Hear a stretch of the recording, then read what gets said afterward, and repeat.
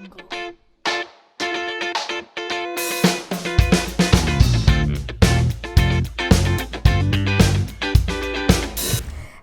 नमस्ते, सत श्री अकाल एंड आदाब। आप सबका स्वागत है पीएमसी हिंदी के शो जागरूक युवा में, जहां हम आपको मिलाते हैं ऐसे युवाओं से जो जागरूक हैं और ध्यान से अपनी ज़िंदगी बदल रहे हैं। कहते हैं कॉलेज लाइफ में और कुछ मिले ना मिले, अगर एक अच्छा रूममेट मिल जाए तो कॉलेज लाइफ के लिए एक परफेक्ट पार्टनर मिल जाता है। हमारे आज के युवा की दोस्ती हुई कॉलेज के एक हॉस्टल रूम से। इन दोनों की दोस्ती कैसे हुई और किन उतार चढ़ाव से गुजरी, ये तो वही बताएंगे। तो आज मिलते हैं नेशनल इंस्टीट्यूट ऑफ आयुर्वेदा के स्टूडेंट्स और इंडिया के future spiritual scientists Tanu and Ishita से। Thank you Megha. Thank you ma'am. Welcome Tanu, welcome Ishita, thank you so much for joining us today. Ishita and Tanu, सबसे पहले मैं आप दोनों से ये जानना चाहूँगी, जैसे कि हम जानते हैं आप दोनों आयुर्वेदा की पढ़ाई कर रहे हैं और ये फील्ड हमारे भारत की पूंजी मानी जाती है, और आज के युवा होके भी आपका इस फील्ड में इतना इंटरेस्ट है, ये बहुत ही बड़ी बात है। और जितनी मेरी नॉलेज है, आयुर्वेदा में नेचुरल हर्ब्स और मेडिसिन्स के साथ बॉडी हील की जाती है, मेंटली भी मानसिकता का भी ध्यान रखा जाता है। तो आप दोनों में से मैं यही जानना चाहती हूँ कि आपका इस फील्ड में इंटरेस्ट कैसे बना और आप दोनों मेडिटेशन के साथ कैसे जुड़े? तो आयुर्वेद में एक बहुत अच्छी कोटेशन है, स्वस्थस्य स्वास्थ्य रक्षणम आतुरस्य विकार प्रशमन। इसका मतलब है कि जो रोगी है उनके रोगों का निवारण करना है और जो स्वस्थ है उनके स्वास्थ्य को बनाए रखना है। जो स्वस्थ के स्वास्थ्य को बनाए रखना है, इस कोटेशन की वजह से मेरा इंटरेस्ट जागा कि एक हेल्दी पर्सन है, उसकी हेल्थ को मेंटेन कैसे करेंगे वो हम आयुर्वेद से जानते हैं। और रहा सवाल मेडिटेशन में आने का, तो जब हम नए नए कॉलेज में गए थे, हमारा फर्स्ट बैच था कॉलेज का और हम फर्स्ट ईयर में गए थे, तब हम संगीता मैम से मिले। तो उन्होंने हमें इंट्रोड्यूस किया कि मेडिटेशन क्या है, मेडिटेशन से हम क्या क्या कर सकते हैं और मेडिटेशन किस तरह से करना है। उन्होंने अपने एक्सपीरियंसेस बताए और हमारे कई क्लासमेट्स को भी एक्सपीरियंसेस हुए, उन्होंने अपने एक्सपीरियंस बताए। तो वो सब सुन के हमारा इंटरेस्ट जागा कि हाँ, ऐसा हो सकता है, हमें भी इस फील्ड में जाना चाहिए, जानना चाहिए कि क्या क्या हम कर सकते हैं। तनु, आपका क्या कहना है? जैसा इशिता ने बोला, ऑब्वियसली स्वास्थ्य से रक्षणम आतुरस्य विकार प्रशमनम च, तो इसके अकॉर्डिंग तो ये एक है मेन पॉइंट, तो यही है कि हम जो हेल्दी है उसको हेल्दी रखें और जो डिजीज है उसकी डिजीज़ को क्योर करें। बट बेसिकली ये भी है, इसमें कोई साइड इफ़ेक्ट्स नहीं है। हम जो हर्ब्स हैं वो यूज़ कर रहे हैं एज मेडिसिन, तो मतलब यही है कि हमें कोई साइड इफ़ेक्ट नहीं है तो हम ले सकते हैं as compare to allopathy. I am not saying that कि एलोपैथी इज़ बैड और इट्स हार्मफुल, बट हाँ, as compare to Ayurveda it has a lot of side effects. So first year में हम लोग आए तो हमें ऐसा ही था कि आयुर्वेद क्या है, क्योंकि हमने इस पैथी के बारे में ज़्यादा जाना नहीं था। बट धीरे धीरे ग्रेजुअली हमें ऐसे हुआ कि हाँ, अब इसको हम एक्सेप्ट करना है हमें, क्योंकि इसमें ही बहुत सारे एडवांटेजेस हैं जो हमारी लाइफ के लिए अच्छे हैं। ऑब्वियसली आयुर्वेद लाइफस्टाइल भी इम्प्रूव करता है, हमारा जो डिजीज़ है उसको रूट से निकालता है, तो ये सबसे बेस्ट है आयुर्वेद के लिए। और then let's come to meditation. Meditation हमारा इटसेल्फ ही थर्ड ईयर में है, स्वस्थ व्रत में टॉपिक, तो उसमें हम योग, मेडिटेशन सब पढ़ते हैं, प्राणायाम हमारा प्रॉपर एक सब्जेक्ट है। तो उसमें भी हमने देखा कि हाँ, आयुर्वेद के थ्रू ही हम मेडिटेशन को आगे लेके जा सकते हैं। बाकी Sangeeta ma'am, she is a goddess, उन्होंने ही हमें इंट्रोड्यूस कराया मेडिटेशन की फील्ड में, और फिर हमने धीरे धीरे जाना कि व्हाट एक्चुअली मेडिटेशन इज़। ये बहुत अच्छा लगा जानकर, और आप दोनों ने कॉलेज लाइफ में ही आपने ध्यान करना शुरू कर दिया।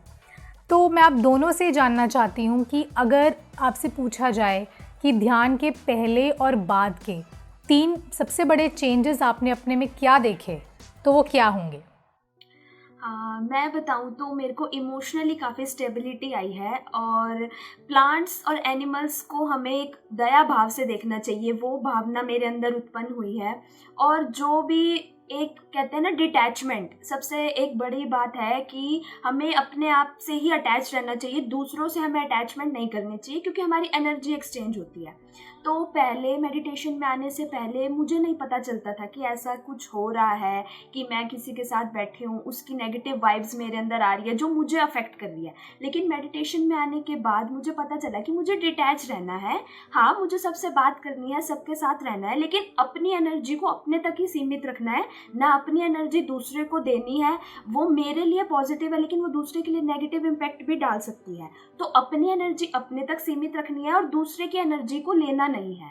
तो ये 3 चेंजेस आए हैं मेरे अंदर बेसिकली। तनु? सबसे पहला तो मेरा एंगर मैनेजमेंट है, जो मैं सबसे टॉप पे रखती हूँ। एंगर मैनेजमेंट बहुत ज़्यादा मैंने देखा है अपने अंदर। फर्स्ट ऑफ ऑल, पहले क्या होता था कि बहुत ज़्यादा गुस्सा आता था, मैं बहुत जल्दी रिएक्ट करती थी, बट ग्रेजुअली फिर वो चीज़ें धीरे धीरे ठीक होती गई। सेकेंडली, पहले मैं किसी से इंटरेक्ट नहीं करती थी ज़्यादा, मैं अपने में ही रहती थी। देन धीरे धीरे कॉलेज अगर हम देखें तो कॉलेज में ये है कि हाँ, बोलना भी पड़ता है, बात भी करनी पड़ती है, इंटरेक्ट भी करना पड़ता है। तो धीरे धीरे उस चीज़ में मैंने अपना इम्प्रूवमेंट देखा है। देन थर्डली, इन एकेडमिक्स में तो इतना ड्रास्टिक चेंज देखा है मैंने, क्योंकि पहले मैं एक चीज़ पे फोकस्ड रहती थी, बट धीरे धीरे academics, then my relationship with my parents, with my friends, तो वो सब धीरे धीरे अपने आप मैनेज हो गया। तो या, these 3 changes I have seen. That is amazing. I think आप दोनों ने भी जो पॉइंट्स बोले हैं बिल्कुल उन पॉइंट्स को टच किया है जिससे सारे युवा गुजर रहे होते हैं, चाहे वो एक एंगर मैनेजमेंट प्रॉब्लम हो, बाहर की दुनिया में कॉन्फिडेंटली अपने आप को प्रेजेंट करना हो, या अपने पेरेंट्स के साथ और फ्रेंड्स के साथ, और सबसे पहले अपने साथ जो रिलेशनशिप है उसे कैसे बेहतर किया जाए। So that is amazing. मैं जानती हूँ कि आप दोनों 4 साल से मेडिटेट कर रहे हैं और कॉलेज लाइफ के दौरान ही आप इससे जुड़े। एक स्टूडेंट की कॉलेज लाइफ इतनी बिजी लाइफ होती है जहाँ इतनी नई चीज़ें हो रही होती हैं, कितना कुछ मैनेज करना है, पढ़ाई, फ्रेंडशिप्स, इन सब दौड़ के बीच आप दोनों ने अभी तक मेडिटेशन को क्यों जारी रखा? वो क्या चीज़ थी जिससे आपने मोटिवेटेड रखा आपको? मोटिवेशन की अगर हम बात करें तो मोटिवेशन मुझे है कि जो मैंने आपको बताया कि इमोशनल स्टेबिलिटी, वो अगर एक इंसान अपने आप में ही स्टेबल है तो वो अपने रिलेशन दूसरे के साथ भी मेंटेन कर सकता है, अपने आप को और इम्प्रूव कर सकता है। जैसे कि हमारी आयुर्वेदिक फील्ड है, हम डॉक्टर बनने जा रहे हैं, तो हमें हमारे पेशेंट को बिल्कुल, जिसको कहते हैं, आराम से हमें उससे सुनना है। हमें अपने आप के अंदर स्टेबिलिटी लानी है कि हम उनको सुन सके, इतनी कैपेबिलिटी हो हमारे अंदर कि हम इरिटेट ना हो कि ये एक ही चीज़ बार बार कह रहा है। अब कोई भी XYZ पेशेंट आया, वो अपनी जो भी उनकी प्रॉब्लम है वो बार बार बताएगा। जो चीज़ वो बार बार बताएगा, इट मीन्स वो बहुत ज़्यादा उसी चीज़ से सफ़र कर रहा है। तो अगर हमारे अंदर स्टेबिलिटी होगी, हमारे अंदर सहन शक्ति होगी, हम सुन सकेंगे उनकी, तभी हम उनको क्योर कर सकेंगे। तो मोटिवेशन यही है कि एक सहन शक्ति बढ़ती है, एक स्टेबिलिटी डेवलप हुई है जो हमारे पर्सनल और प्रोफेशनल दोनों लाइफ के लिए ज़रूरी है। तो यही मेरे लिए मोटिवेशन का काम करती है। तनु? मेन मुझे यही चीज़ देती है कि अगर मैं मेडिटेट नहीं करूँगी तो मैं फिर से वैसी हो जाऊँगी जैसे मैं पहले थी, और जो मेरे लिए ही हार्मफुल है, मैं अपना ही नुकसान कर रही हूँ उस चीज़ में। तो मेन तो यही चीज़ है कि वो मुझे काम रखता है, मैं अपने बारे में सोच सकती हूँ। मैं चाहती हूँ कि अगर मैं अपने आप को आधा घंटा भी दूँ तो वो मेरे लिए सफिशिएंट रहेगा। देन और क्या चीज़ है, जो मैं लोगों से इंटरेक्ट कर रही हूँ, तो उस चीज़ में भी मैं सोचती हूँ कि हाँ, मेडिटेशन मोटिवेट करता है मेरे को। हाँ, अगर मैं छोड़ दूँगी तो मे बी शायद मैं पहले जैसी हो जाऊँगी और फिर वो मेरे लिए प्रॉब्लमेटिक है और वो दूसरे के लिए नहीं होता, वो मेरे को ही हार्म करेगा आगे। वाह, आपने बिल्कुल सही कहा। पर्सनल लाइफ के लिए तो ज़रूरी है ही, प्रोफेशनली भी उसका कितना फ़ायदा है आपकी फील्ड में। Very well said. So Ishita and Tanu, आप दोनों 3 इयर्स से रूममेट्स रहे हैं कॉलेज में, और आई थिंक जब 2 लोग 24/7 एक दूसरे के साथ रहते हैं तो कुछ ना कुछ इश्यूज़ होने लाजमी है, डिफरेंस ऑफ ओपिनियन होना लाजमी है, और ये बहुत ही आम बात है जब रूममेट्स होते हैं 2 लोग। तो आप दोनों से जानना चाहूँगी कि आपने इन चीज़ों का सामना कैसे किया और इसमें मेडिटेशन का आप दोनों के हिसाब से क्या रोल रहा? तो मैं स्टार्टिंग से स्टार्ट करती हूँ। पहले फर्स्ट ईयर में हम लोग मिले थे, देन हमारा इतना नहीं था बॉन्ड अच्छा, हम लोग ज़्यादा बातचीत भी नहीं करते थे। देन हम सेकेंड ईयर में रूममेट्स बने थे, तो धीरे धीरे क्या हुआ कि हम लोगों ने बात स्टार्ट की, फिर हम सेकेंड ईयर में ही ज़्यादा मेडिटेशन के एक्सपोजर में आए थे। देन हाँ, हमने अपना बॉन्ड भी देखा इम्प्रूव होता हुआ, और आज और उस टाइम में अगर हम कंपेयर करें तो हाँ, आज हम बहुत अच्छे दोस्त हैं और हम अपनी बातें भी शेयर करते हैं। अंडरस्टैंडिंग बहुत ज़्यादा इम्प्रूव हुई है। देन हम पहले आपस में बैठते भी नहीं थे, बात करना तो बहुत दूर की बात है, अब हम एक रूम शेयर कर रहे हैं, हम बातें शेयर कर रहे हैं। तो हाँ, ग्रेजुअली हमने खुद इम्प्रूवमेंट देखा है। हम मेडिटेट करते हैं साथ में, तो हम अपनी एनर्जीज फील कर पाते हैं। तो या बहुत बहुत चेंजेस देखे हमने। अमेजिंग। इशिता? जैसा कि तनु ने बताया, हम फर्स्ट ईयर में रूममेट्स नहीं थे, तो मिसअंडरस्टैंडिंग उस टाइम थोड़ी ज़्यादा थी कि कोई एक टॉपिक है या किसी ने कुछ कह दिया या किसी के वजह से मिसअंडरस्टैंडिंग हो गई, तो हम उसे पहले मान लेते थे कि हाँ ऐसा है। लेकिन आज अगर हम कहीं से कुछ सुन के आए हैं हमारे ही बारे में कि उसने तेरे बारे में ऐसा बोला, तो हम ना उस टाइम हंसते हैं कि अरे क्या बोल रहे हो तुम, और फिर हम आपस में उस चीज़ को हम डिस्कस करके सॉर्ट आउट करते हैं। लेकिन जब हम पहले थे तब हमारा इतना कुछ नहीं था, हम मान लेते थे और उसी की अवधारणा पे चलते रहते थे। लेकिन अब हमारी अंडरस्टैंडिंग ग्रेजुअली इंक्रीज हुई है और वो आज इतनी है कि हम कुछ चीज़ों को तो इग्नोर ऐसे करते हैं, अरे वो तो कह ही नहीं सकती, ऐसा हो ही नहीं सकता कि उसने मेरे बारे में ऐसा कहा। तो ये धीरे धीरे जो हमारा ग्राफ है वो ग्रेजुअली ऊपर गया है फ्रेंडशिप के मामले में, और मिसअंडरस्टैंडिंग के मामले में नीचे गया है। और तो जो भी मिसअंडरस्टैंडिंग अगर आज भी होती है या कुछ पॉइंट ऐसे हैं जो क्लैश करते हैं, तो पहले हम क्लियर नहीं करते थे आपस में, लेकिन अब हम बैठ के हाँ क्या ऐसा है, नहीं है, ओके ठीक है, ये टॉपिक है क्लोज। पहले हम उस टॉपिक को एक रबड़ की तरह खींचते थे कि इसने ऐसे किया था, ऐसे किया था, ऐसे किया था, लेकिन अब वो रबड़ है ही नहीं कहीं, वो बस वहीं के वहीं सिमट के रह जाता है और ये क्लियर हो जाता है कि हाँ ऐसा कुछ नहीं है, बस बात खत्म, टॉपिक वहीं क्लोज, एनर्जी वहीं की वहीं सेव हो जाती है। आपने बहुत ही अच्छा पॉइंट रखा है इशिता कि मेडिटेशन से एक सूक्ष्मता बढ़ जाती है अपने रिलेशनशिप्स को समझने की, और तुम अजम्पशंस नहीं करते हो और तुम पहले दूसरे से पूछते हो अजम्पशंस करने से पहले कि अच्छा क्या हुआ था। ये बहुत इंपॉर्टेंट बात है जो आई थिंक हमारे आज के यंगस्टर्स को सीखना चाहिए इससे। अब मैं आप दोनों से जानना चाहूँगी कि आप दोनों, जैसा कि आपने बताया, हॉस्टल में रहते हैं और 12th के बाद ही आप शिफ्ट हो गए थे अपने होम टाउन से दूर दूसरे शहर पढ़ाई करने। आई थिंक अगर मैं अपना ये टाइम याद करूं, जब मैं स्कूल के बाद गई थी दूसरे शहर अपनी पढ़ाई वगैरह करने, तो एक बहुत ही इमोशनल टाइम होता है ये। इतनी सारी चीज़ें एक साथ हो रही होती हैं, पहली बार अपने घर वालों की प्रोटेक्शन से दूर, क्या सही है क्या गलत है इसकी पहचान खुद करनी है, इतने सारे इमोशनल चेंजेस। तो आप दोनों का इसका अनुभव कैसा रहा और इसमें आपके हिसाब से मेडिटेशन का क्या रोल रहा? तो जैसे कि मैं बता रही थी कि फर्स्ट ईयर में जब हम आए तो वो एक ट्रेजेडिक ईयर था मेरे लिए। मतलब मेरे कई बार एक्सीडेंट्स हुए, मैं कई बार गिरी, प्लास्टर लगे, काफ़ी कुछ हुआ। और उसी टाइम हम मेडिटेशन से इंट्रोडक्शन हमारा हुआ था संगीता मैम के थ्रू।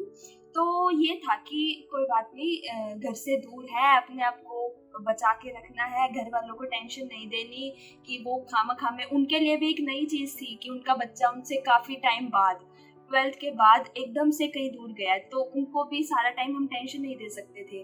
तो उस टाइम ये था कि हाँ मेडिटेशन कर रहे हैं हम, तो जो भी हमारी टेंशन है वो वहीं के वहीं रिलीज हो रही है और वहीं के वहीं हमारे को एक पॉजिटिव वाइब्स मिल रही है जो हमें प्रोटेक्ट कर रही है। हम इमोशनली, फिजिकली, मेंटली सारी चीज़ों से स्टेबिलिटी आ रही है। तो जो भी प्रॉब्लम्स आ रही हैं उनसे हमें लड़ने की शक्ति मिल रही है basically.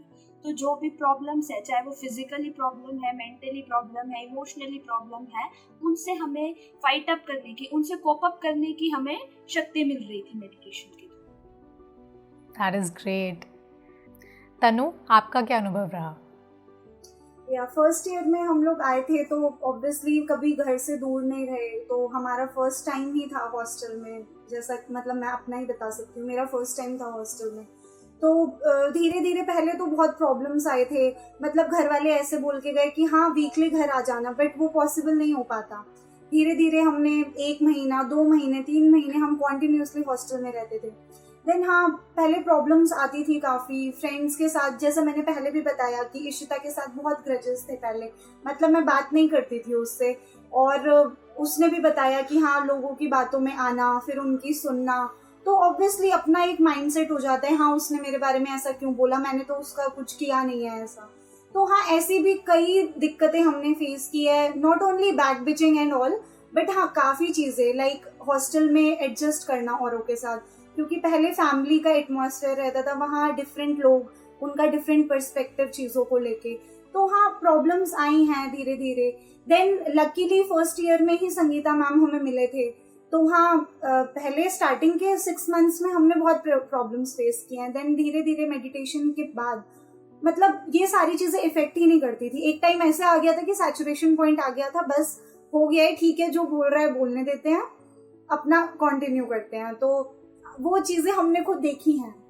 That is amazing, thank you for sharing with us. I think ये बहुत सारे यंगस्टर्स को ये जो आपका एक्सपीरियंस है ये ज़रूर इंस्पायर करेगा। एक और चीज़ जो मैं आप दोनों से जानना चाहूँगी कि आप दोनों की फेवरेट स्पिरिचुअल बुक कौन सी है, क्योंकि जैसा कि हम जानते हैं कि मेडिटेशन तो करना ही चाहिए, पर साथ ही साथ जो बुक्स है उन्हें भी पढ़ना चाहिए जिनसे हमें नॉलेज मिलती है और मेडिटेशन से हम उन्हें अपनी रियल लाइफ में अप्लाई कर सकते हैं।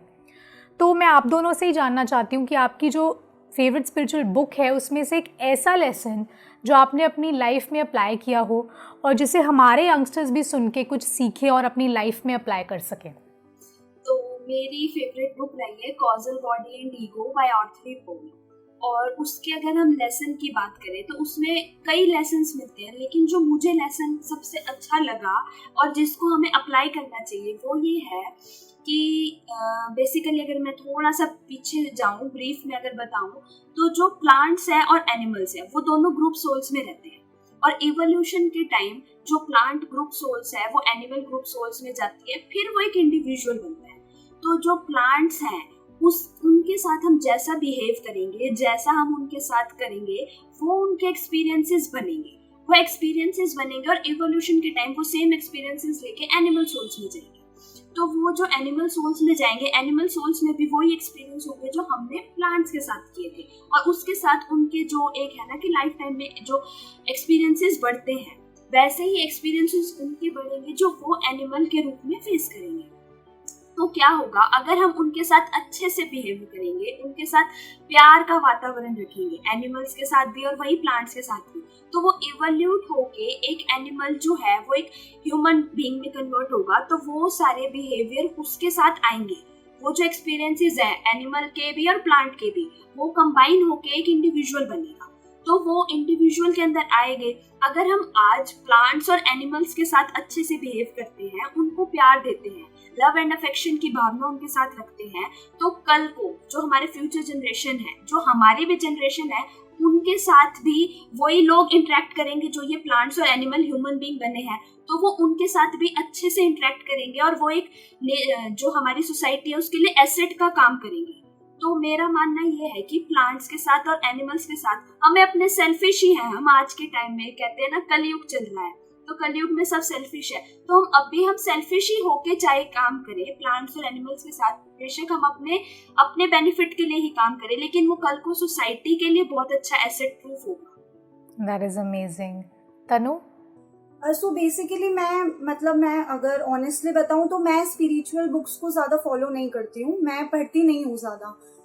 हम कह सकते हैं कि लैक ऑफ टाइम, अभी हम एकेडमिक से फ्री हुए हैं, बट हाँ मैंने पढ़ी हैं कुछ books, like I have read Draupadi, I have read think like a monk.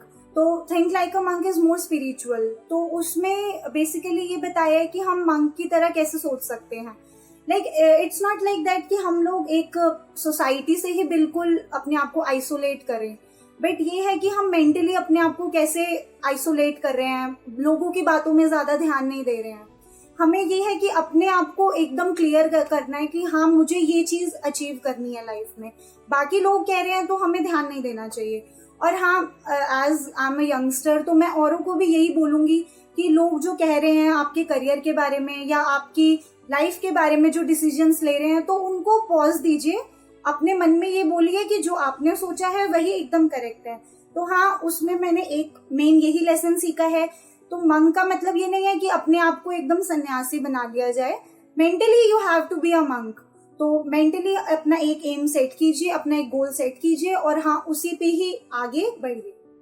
Wow, ये एक नया कॉन्सेप्ट है. आई थिंक बहुत कम सुना है ये, पर आपने थैंक यू हमारे साथ शेयर करने के लिए कि प्लांट्स और एनिमल्स हमारी आने वाली जनरेशन्स हैं, तो उनके साथ अगर अभी हम सही तरीके से बिहेव करें, वही हमारा आगे जाके एसेट बनने वाले हैं. That is an amazing concept. Thank you. So Tanu and Ishita, अब हम बढ़ते हैं अपने गेम सेगमेंट की ओर. और पहली गेम जो हम आपके साथ खेलेंगे वो है ये या वो.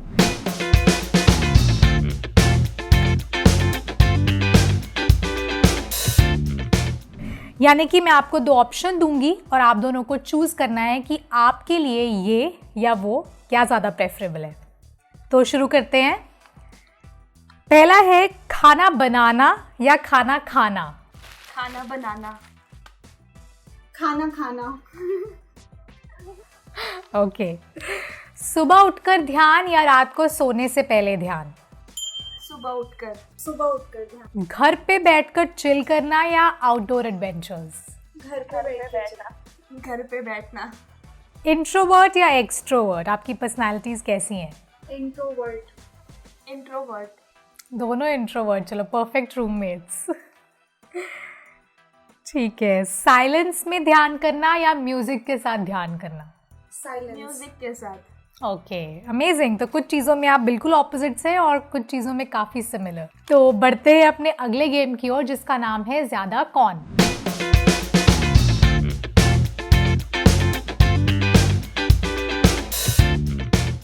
तो इसके लिए मैं आप दोनों से सवाल पूछूंगी और अगर आपको लगता है कि आप ज़्यादा इसमें सूटेबल है तो आप अपनी तरफ इशारा करेंगे. अगर आपको लगता है कि दूसरा, तो आप दूसरे की तरफ इशारा करेंगे. तो शुरू करते हैं. आप दोनों में से ज़्यादा मेडिटेट कौन करता है. ओके. आप दोनों में से ज़्यादा अच्छा डांसर कौन है. All right. आप दोनों में से ज़्यादा दूसरों को ध्यान के बारे में कौन बताता है. Okay, perfect. क्लियर आंसर्स हैं आप दोनों के. आप दोनों में से ज़्यादा गुस्सा कौन करता है. अच्छा, ओके, ग्रेट. आप दोनों में से ज़्यादा एक्सट्रोवर्ट कौन है. एक दूसरे की तरफ कर रहे हो. Okay, all right. तो आखिरी सवाल है, आप दोनों में से ज़्यादा प्रेजेंट मोमेंट में कौन रहता है. Okay, perfect. तो बहुत ही क्लियर आंसर्स आप दोनों के. आखिर में हम बढ़ते हैं अपने अगले सेगमेंट की ओर, जिसका नाम है #अनफिल्टर्ड. तो इसमें मैं आप दोनों से जानना चाहूँगी कि अगर आपको आज के युवाओं को एक अनफिल्टर्ड एडवाइस देनी हो तो वो क्या होगी. हाँ, तो आज के यंगस्टर्स को अगर मैं एडवाइस दूँ तो मैं यही दूँगी, अरे आराम से चिल करो, अपने आप के साथ जुड़ो, अपने आप को पहले स्टेबल करो. अगर आप खुद स्टेबल हो तो आपके रिलेशनशिप भी स्टेबल रहेंगे. अपने आप को एकदम काम रखो, कूल रखो, ताकि आपको बाहर की कोई भी चीज़ अफेक्ट ना करे, आपकी एनर्जी लूज़ ना हो, ना आप किसी और की ग्रैस्प करो, ना कोई आपकी ग्रैस्प करे. अपने आप में स्टेबल रहो और उसी से आपका सारा काम इजी होता रहेगा. That is amazing. तनु. मैं ये एडवाइस देना चाहूँगी सभी यंगस्टर्स को कि अपने गोल को देखो, पहले उस पर फोकस्ड रहो और बाकी लोगों का सुनना छोड़ना पड़ेगा. लाइक हम कहते हैं रिश्तेदार एंड ऑल सब बस चढ़ते रहते हैं बच्चों पे या यंगस्टर्स पे कि हाँ तुम ये करो और हाँ मतलब कैसा रिजल्ट आया, तुमने कैसी परफॉर्मेंस की. तो वो सब चीज़ें छोड़ दो, मेन फोकस करो आपने क्या सोचा अपनी लाइफ के लिए और उसी को अचीव करने के लिए आगे बढ़ो. और हाँ, मेन अपने आप को रिलैक्स रखो, मेडिटेट करो, जिसकी वजह से गोल पे फोकस किया जा सके. सुपर्ब. आई थिंक आप दोनों ने ही हमारे यंगस्टर्स को आज बहुत कुछ सिखाया है कि सबसे पहले तो एक कॉलेज लाइफ में आकर इतनी बिज़ी लाइफ हो जाती है, लोग इतनी चीज़ों में चले जाते हैं, फ्रेंड्स में बिज़ी, पढ़ाई में बिज़ी, पार्टी करने में बिज़ी, कि अपने ऊपर ध्यान देना, अपनी ग्रोथ पे ध्यान देना बहुत कम लोग कर पाते हैं. और आप दोनों का जो ये स्पेशल बॉन्ड हमने देखा दैट इज़ वेरी स्पेशल। एक टकराव से लेकर आप कैसे आप दोनों एक स्पिरिचुअल बॉन्ड में हैं आज, this is beautiful to see. I think अगर एक स्पिरिचुअल रूममेट मिल जाए हर किसी को तो सबकी आई थिंक लाइफ कितनी संवर जाएगी। एंड आप दोनों से हमने आज बहुत कुछ सीखा है। Thank you so much for inspiring us, inspiring all the youngsters, and thank you for being on जागृत युवा। Thank you. आप सबका भी हमारे साथ बने रहने के लिए बहुत बहुत शुक्रिया। हम आपसे मिलेंगे अगले एपिसोड में कुछ नए युवाओं के साथ। तब तक के लिए देखते रहिए PMC हिंदी चैनल।